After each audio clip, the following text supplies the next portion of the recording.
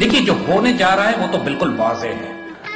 چند ہفتے، زیادہ سے زیادہ 2 ڈھائی 3 مہینے ہماری سرحدوں پر جنگ مسلط کی جائے گی. اب تک ایز پر ٹوڈے اس کے پلان ریڈی ہیں. اس کو روکنے کا صرف ایک طریقہ ہے کہ پاکستان میں حکومت کو تبدیل کر کے ایسی حکومت لائی جائے جو دانت توڑ جواب دے دشمنوں کو، واضح کر دے کہ اگر تم نے پاکستان کی طرف میلی نگاہ سے دیکھا تو پوری قوم قربانی دے کر یہ فیصل جنگ شروع تم کرو گے، ختم ہم کریں گے. پھر اس حکومت کے ہوتے ہوئے اگر جنگ ہوئی ہمیں شدید نقصان اٹھانا پڑے گا. لیکن یہ بات یاد رکھیے گا، نقصان اٹھانا اور بات ہے، ملک ٹوٹنا اور بات ہے، دین و آبرو سے ایمان سے چلے جانا اور بات ہے. انشاءاللہ اس میں سے کچھ بھی نہیں ہوگا.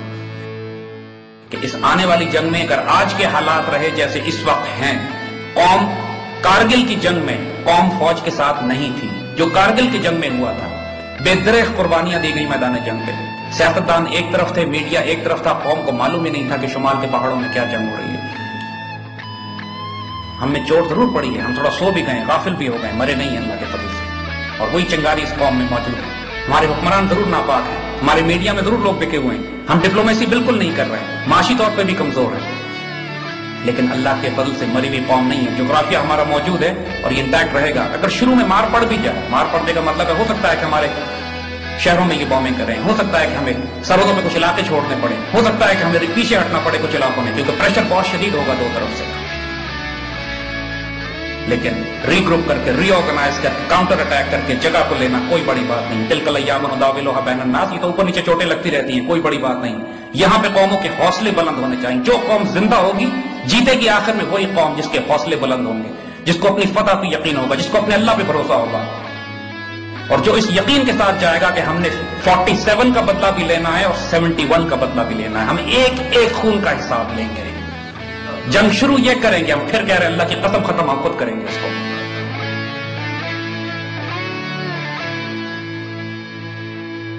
اس وقت اللہ کے فضل سے اگر ٹیکنالوجی کمپیریزن کریں تو Pakistan air force Indian air force سے کمزور ہے. ہماری آرم فورسز کے پاس نئے ویپن سسٹم نہیں ہیں جو انڈینز کے پاس ہیں. انڈینز اسرائیل سے بھی لے رہے ہیں، روس سے بھی لے رہے ہیں، امریکہ سے بھی لے رہے ہیں. لہذا ویپنز کے اوپر تو ہم کبھی بھی مقابلہ نہیں کر سکے ان کے ساتھ.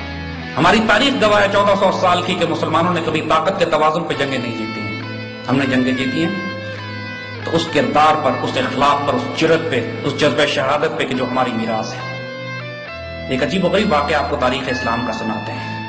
سیدنا خالد بن ولید رضی اللہ تعالیٰ عنہ جنگ یرموک سے پہلے، اب یہ سوچیے گا کہ مسلمان ملت کے اعلیٰ ترین بیٹل فیلڈ کمانڈرز وہاں، وار اسٹریٹجسٹ وہاں موجود ہیں. حضرت ابو عبیدہ بن جراح، حضرت زرار، حضرت خالد بن ولید رضی اللہ تعالیٰ عنہ. جنگ یرموک چل چکی ہے. سیدنا خالد کہتے ہیں کل میں جا کے ان عیسائیوں کا فیصلہ کر دوں گا. ایک لشکر تھا عیسائیوں کا، ایک طرف 60,000 اس کی فوج تھی. تو سیدنا خالد سے جب پوچھا گیا کہ آپ کا بیٹل پلان کیا ہے، کل آپ جا کے کیا کریں گے ان کے ساتھ، کہتے میں 30 مجاہد لے کے جاؤں گا اور 60,000 پہ حملہ کروں گا. اب اگلے کیا جواب دیتے ہیں؟ خالد آپ کا پلان ٹھیک نہیں ہے، اس کو ٹھیک کریں. خالد ٹھیک ہے، آپ مشورہ دیجیے. کہتے ہیں 30 کم ہے، 60 لے جائے گی. اور یہ امت کے اعلیٰ ترین اسٹریٹجسٹ ہیں. نعوذ باللہ، یہ کوئی ایسی بات نہیں کر رہے تھے، کچھ تھا ان کے پاس جس کے تحت یہ بات ہو رہی تھی. اور پھر اگلے دن تاریخ نے دیکھا کہ 60 مجاہدین نے 60,000 کے لشکر کو پیچھے ہٹایا. تاریخ میں ایسی واقعات میں سارے نہیں ملتے. ہم انہی کی اولادیں ہیں اللہ کے فضل سے. ہمارے نام بھی طالع خالد، ٹیپو اور صلاح الدین ہیں. وہی ورثہ، وہی میراث ہمارے پاس ہے. اور اللہ کے فضل سے انشاءاللہ ہم اپنے آباء و اجداد کی انہیں روایتوں کو دوبارہ زندہ کر کے دکھائیں گے. ہم آپ کو اس جنگ کا نتیجہ پہلے حضور صلی اللہ علیہ وسلم کی حدیث مبارکہ کی روشنی میں بتا دیتے ہیں کہ یہ غزوہ ہند کا آغاز ہوگا اور غزوہ ہند کا انجام ہندوستان کے مسلمانوں کے دوبارہ غلبے میں آنے کا. یہ حضور کی حدیث ہے. جس طرح قسطنطنیہ کی حدیث جس پر مسلمان 900 سال تک اپنی ملٹری کیمپینز بلڈ کرتے رہے، لتفتحن القسطنطنیہ فنعم الامیر امیرها نعم الجیش ذلک الجیش. حضرت عمر رضی اللہ تعالیٰ عنہ کے دور سے لے کر سلطان محمد فاتح تک 1453 میں قسطنطنیہ پر مسلسل حملے کیے جاتے رہے اسے ایک حدیث شریف کو پورا کرنے کے لیے کہ قسطنطنیہ لازماً فتح ہوگا، وہ فوج بھی جنتی ہوگی، اس کا امیر بھی جنتی ہوگا. اور دوسری حدیث حضور صلی اللہ علیہ وسلم نے غزوہ ہند کے حوالے سے فرمائی ہے کہ یہ فوج جو کیپچر کرے گی انڈیا کو، پھر یہ پلٹ کے جائے گی اسرائیل کے خلاف فلسطین میں، اور یہ ہونا باقی ہے، بھی ہوا نہیں ہے. اور انشاءاللہ انشاءاللہ اس جنگ کے شہداء افضل الشہداء ہیں، اور اس جنگ کے غازی اعلیٰ ترین غازی ہیں۔ اللہ نے یہ نصیب پاکستانی قوم کے حق میں رکھا، اپنے نصیب کو ضائع نہ کیجیے گا۔ ہم نے غلطیاں کی ہیں، لیکن یہ توبہ اور استغفار کا وقت بھی ہے اور جرأت و دلیری کا بھی۔